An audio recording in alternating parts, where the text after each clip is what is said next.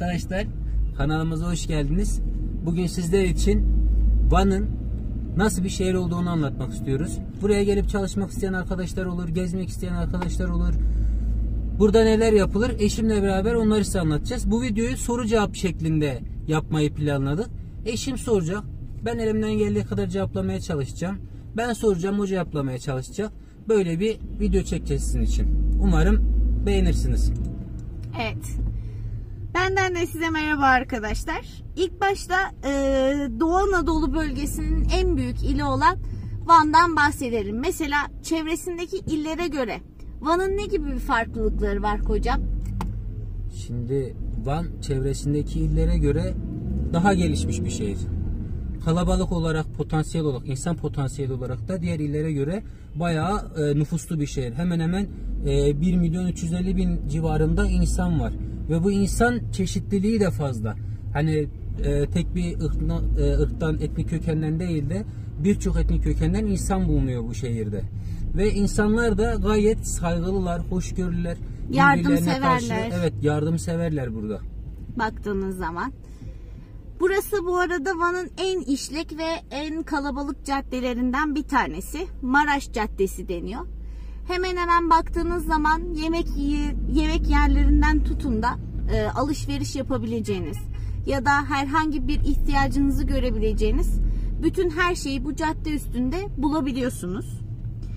Peki ikinci sorumuza geçecek olursak, iklim şartları nasıl bu şehrin hayatım? Karasal iklim var burada. Evet, donuyoruz. Kar yağıyor.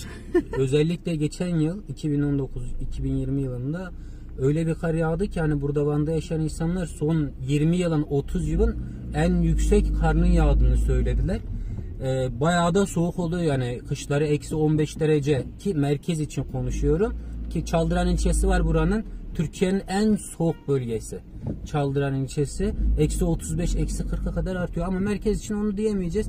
Merkez en soğuk olduğu 14 derece 15 dereceleri eksi. Yazları da 20 derece 25 derece, yazları çok güzel. Hani yazları burada bayağı güzel. Evet, sıcaklık insanı bunaltmıyor. Tabii hani kışın şartlar biraz zor ama baktığınız zaman yine de aşılmayacak şeyler değil gördüğünüzde. Evet. Trafikte tam olarak görünüyor mu bilmiyorum ama karşıda Erek Dağı'nı görüyorsunuz 2 bina arkasında. Biraz da zaten şehri soğuk kılan etrafındaki bu yüksek dağlar oluyor.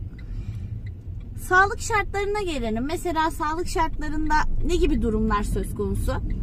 Şimdi Van'da 2 tane büyük devlet hastanesi var. Biri Bölge Araştırma Hastanesi, biri Eğitim Araştırma Hastanesi, Üniversite Hastanesi. Özel hastanelere gelecek olursak da hani bayağı 15-20 civarında özel hastane vardır Van'da. Hani Van'da sağlık sektörü bayağı bir gelişmiş. Ama şöyle bir durumumuz var.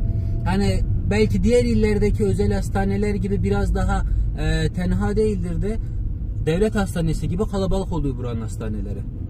Öyle bir durum var. Çünkü çevresindeki doğu illerine göre şartları daha iyi olduğu için çevredeki illerde Van'daki sağlıkla ilgili hastaneleri tercih edebiliyorlar. Aynen.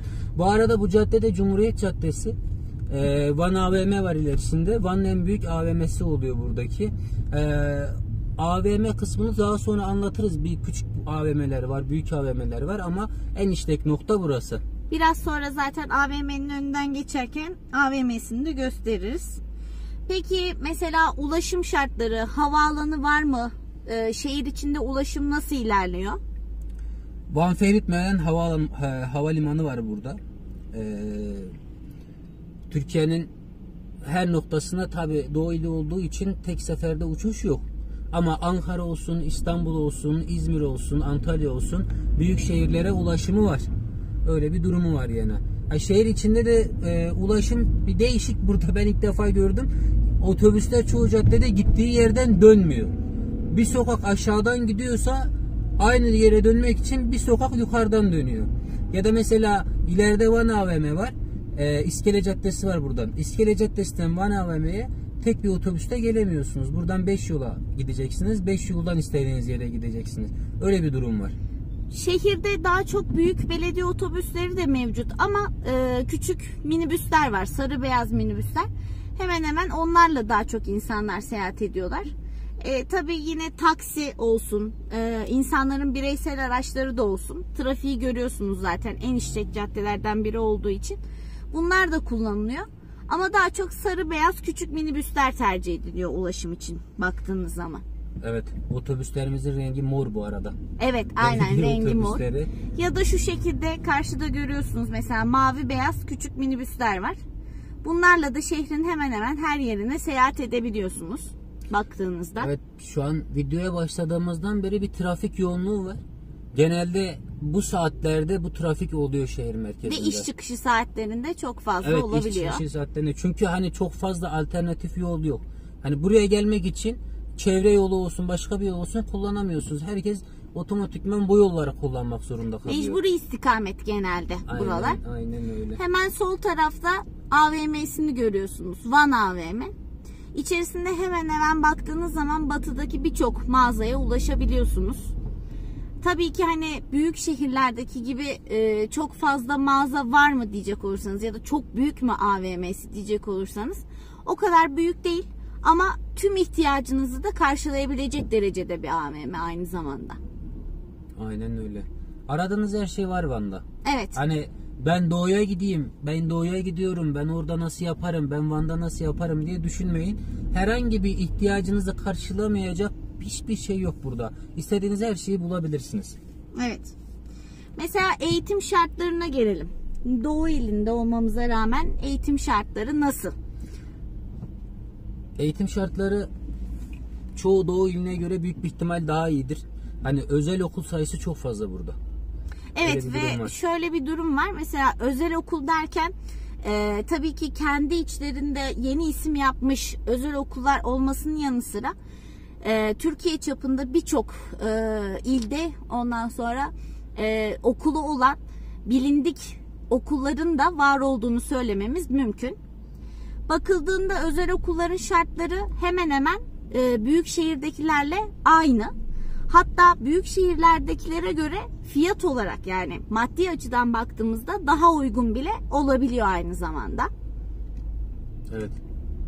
Yani biraz buranın hani insan kesiminden kaynaklı olarak hani daha doğrusu iş ve çalışma şartlarından kaynaklı olarak hani doğuda bir okul 30 bin liraysa burada 15 bin liraya çocuğunuzu okula gönderebilirsiniz. Ha şöyle bir şey var, anaokulu da var, kreşler de var.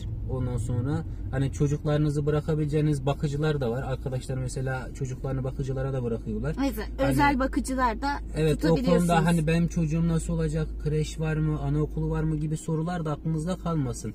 Burada hani eğer çocuğunuz özel okutacaksanız anaokulundan tutun üniversiteye kadar bütün kurumlar özel olarak mevcut.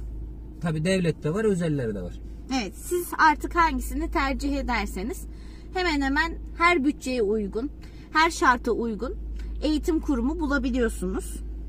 Bunun dışında baktığımız zaman sosyal aktivite açısından yani bir insan izin gününde burada vaktini nasıl geçirir? Vallahi en sevdiğimiz günler izin günleri. Evet. Doğal olarak. Doğal olarak. Herkesin sevdiği gibi. Haftanın bir günü ya da 2 günü izin yapıyoruz. Onda da tabii insanlar gezmek isteyecek, eğlenmek isteyecek, kafasını dağıtmak isteyecek. Yani burada Van'da her kesimden, her inançtan, ondan sonra her fikirden insan eğlenebileceği mekanlar var. Yani o konularda rahat olabilirsiniz. Hani eğer ben hafta sonu diskoya gitmek istiyorum, bara gitmek istiyorum, meyhaneye gitmek istiyorum diye düşünüyorsanız onlar da var. Onlar da ben var. su kenarına gitmek istiyorum diyorsanız kafamı dinlemek istiyorum. Türkiye'nin en büyük gölü olan Van Gölü burada zaten. Hatta Vanlılar ona göl demiyor. Van göl değildir, denizdir, deniz diyorlar. Van denizi diyorlar onlar. Aynen, Van denizi diyorlar. Hani haksız da sayılmazlar. Ben böyle bir göl görmemiştim. Ya zaten videoda da yer veririz.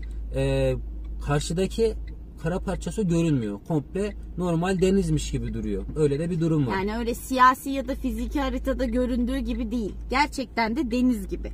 Aynen. Bunun dışında mesela bazı ilçelerinde kayak merkezleri var.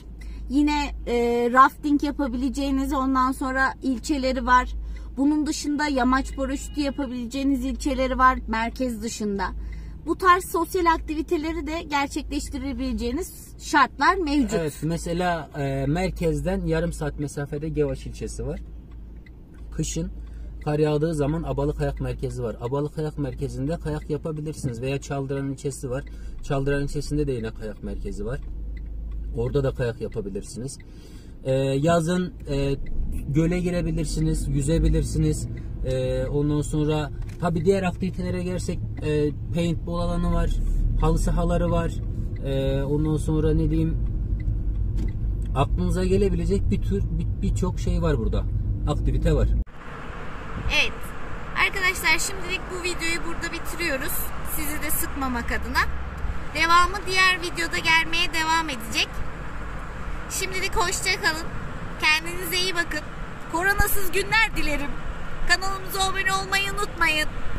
Karşıda bu arada Van Gölü'nü görüyorsunuz. Bu şekilde bitiriyoruz. Görüşmek üzere bir dahaki videoda.